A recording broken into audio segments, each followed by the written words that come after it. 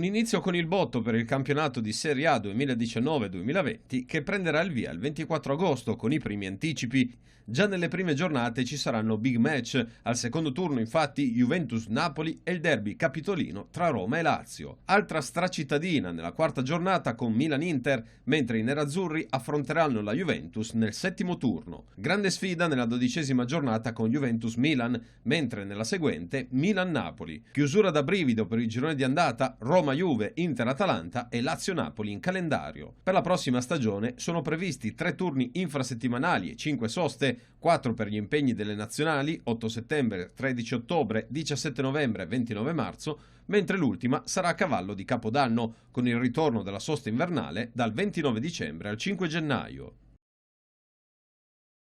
A margine della presentazione del calendario di Serie A, l'amministratore delegato dell'Inter, Giuseppe Marotta, ha fatto il punto sul mercato nerazzurro.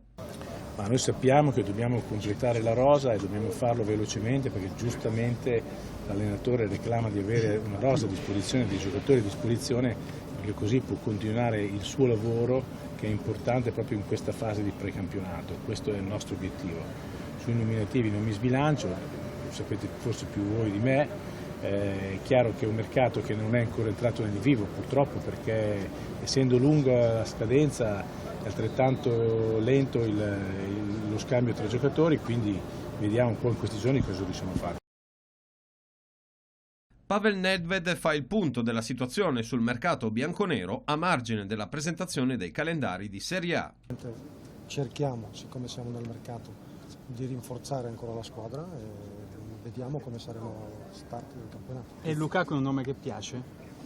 Ma io non entrerei nei dettagli perché questi può dire Fabio Paratici, però devo dire che sì, riceviamo delle proposte, interessamenti o chiacchiere, quello è normale, siamo nel mercato, perciò stiamo lavorando e poi ci avranno delle offerte e decideremo insieme. Grazie. Il futuro di Dybala va bene a rimanere la Juventus? No, quello che ho detto, ovviamente ci sono delle proposte, ci sono interessamenti, però come ho detto prima aspettiamo quando ci sono le cose concrete e poi decideremo con